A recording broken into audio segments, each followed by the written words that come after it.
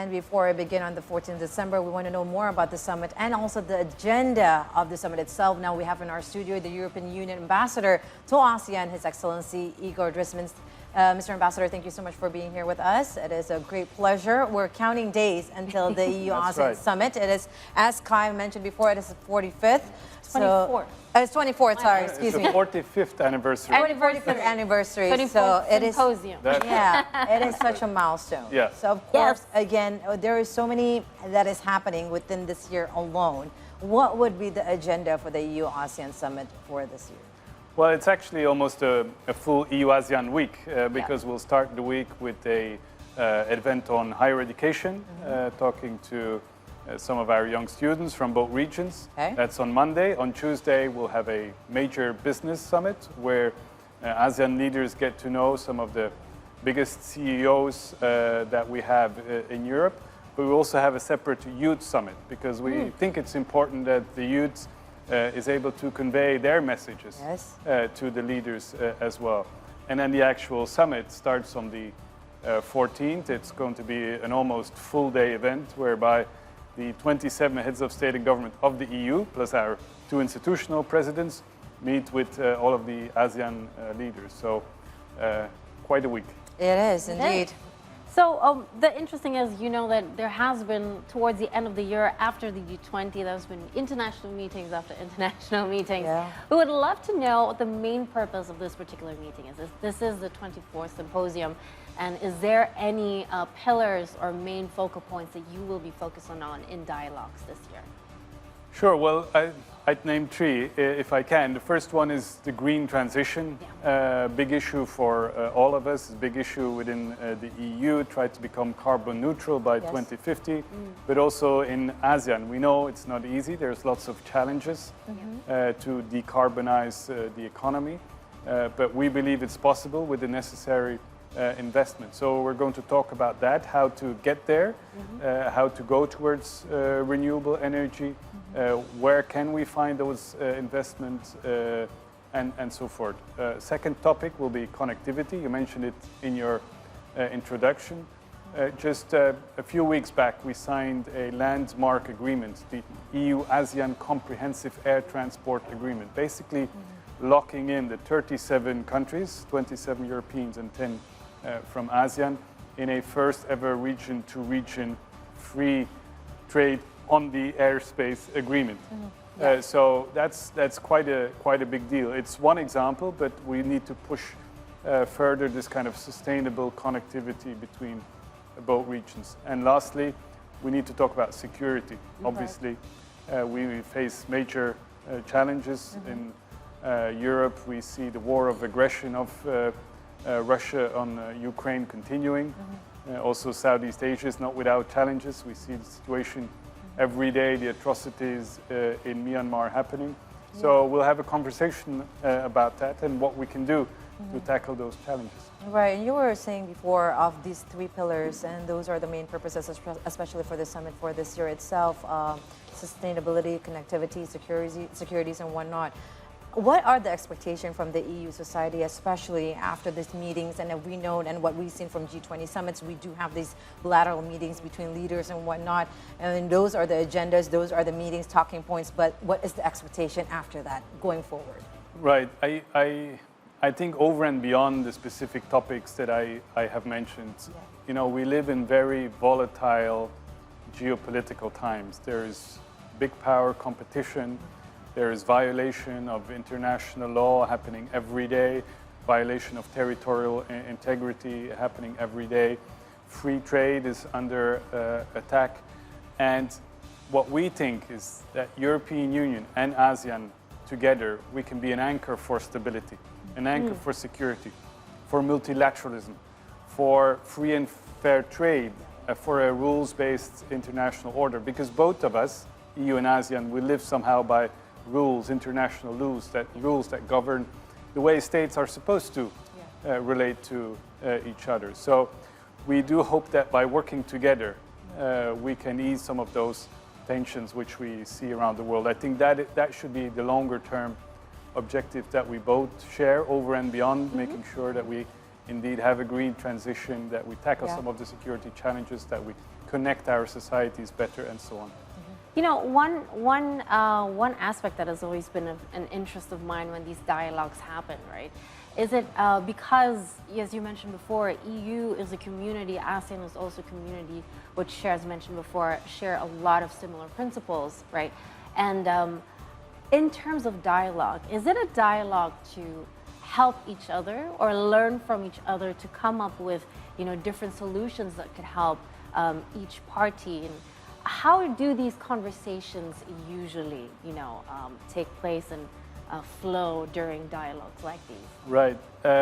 So maybe I should start by saying that the EU and ASEAN are very different in the way that we work, Yes. the way our decision-making works. ASEAN is very intergovernmental, works by consensus.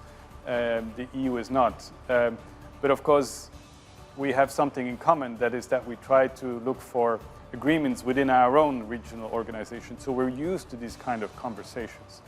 So what you'll see on the 14th when doors are closed is that we hope the leaders can have an honest conversation on some of the topics that I mentioned, and there will be enough time for that. But of course, in the margins, there will be a lot of bilateral meetings that will, I'm sure, add a lot of interesting conversations to the overall debate between the two blocs. And more in depth to tackle, especially during That's the right. matters itself. We know that you know, G20 summit, the presidency was hosted in Indonesia, and we of course learned that the ASEAN summit with next year, the presidency is also the chairmanship is held by Indonesia or President Joko Widodo. What is the EU view on this? It seems that this 2 years, you know, alone, Indonesia is playing a vital role in this. That's right. I think I must admit that we've all been very impressed by the way that Indonesia has been handling the G20, not just in terms of organization and protocol and logistics, but also the political steer that it's been given to the G20. And at the G20 summit in particular, we saw your president being able to gather all of these nations in very difficult times and come up with a joint statement. And I think Indonesia deserves a lot of praise for what it managed to do in Bali at the summit. And of course, we hope to build on that momentum going forward as Indonesia will be the chair of ASEAN throughout most of next year. Right, and the talk is not only going to be what is happening inwards in our nation, but also what is happening. You were mentioning about Myanmar and you know the struggle for them to have that democracy right now. There are so many things in the plate right now as the chair of the ASEAN itself. That's right, and expectations, I will not hide you, expectations are high for Indonesia, because of course Indonesia within the region, it's 1/3 of the population, it's 1/3 of the economy. Has a very good foreign policy system, so very effective. So, of course, the expectations also in dealing with the Myanmar crisis are high. So we hope that Indonesia will play a big role in trying to resolve matters. We know how difficult it is, but I think Indonesia can count on the EU for any support needed in returning that country to democracy. Well, speaking of support, you know, we know that the EU has quite the presence here in ASEAN, especially when it comes to collaboration, collaborative efforts in relation to improving the economy and international law and the effectiveness of multilateralism here in the region. Could you please just elaborate what kind of, because I am aware of a lot of different EU projects that support these pillars. Could you please elaborate on how the EU is helping ASEAN really improving its economy and perhaps maturing in sense of you know, governance and everything else? Sure. Well, bilaterally, we have now 2 free trade agreements in place, one with Singapore and one with Vietnam. And we hope that Indonesia will be the 3rd ASEAN country with whom we conclude a free trade agreement. It's hugely beneficial for the trade on both sides, and hopefully thereafter other ASEAN countries. But we also help ASEAN countries to come together and create the ASEAN economic integration or ASEAN community building, as ASEAN prefers to say it. I'll give you one example. We supported the launch of the ASEAN Customs Transit System, which basically allows a truck to go from one country in ASEAN to the next and then to the next without having to do the necessary paperwork, but just fully digitalized. Right. And that, of course, is just one example of how we also use some of the experience which we gained with European integration for the benefit of ASEAN economies. Yeah, so influencing a lot of the European Union culture to the ASEAN countries itself. Now, Ambassador, we're going to come back again to the summit itself, and then of course to the assessment that has happened in G20 summit itself that impacts on the G20. The declaration to EU-ASEAN and EU-Indonesia relation and cooperation. Do you think this will propel again to the summit of the EU-ASEAN summit that is held on the 14th December?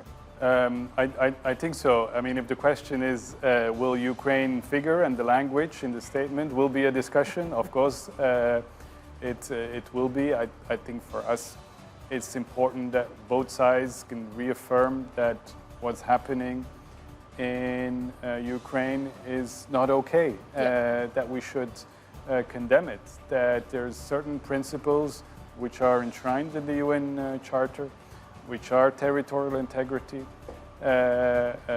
which are, the right of every sovereign country to govern itself, that should not be violated. Even if you're a big neighbor and you have nuclear arms, it doesn't give you the right to invade another country. So we will have that conversation for sure, and we would definitely want to see some of those principles, which are shared by ASEAN, reflected in the joint statement. Yeah. Indeed, we're hoping for a fruitful summit itself, and hopefully whatever that's going to be discussed and also the assessments and declaration can be upheld by all the leaders that will be joining on the summit itself. Thank you very much, Ambassador, for being here with us on the 3 Hours News Show. Thanks for having me. Yes, we're certainly looking forward to another joint statement by EU and ASEAN by the end of next week, and all the best and safe travels back to Europe. Yes, and hopefully you can come back again here and share it with us. Yes, Please share it with us. We're going for another break. And of course, when we return, we're going to have many more right here on 3 Hours News Show, so don't go anywhere.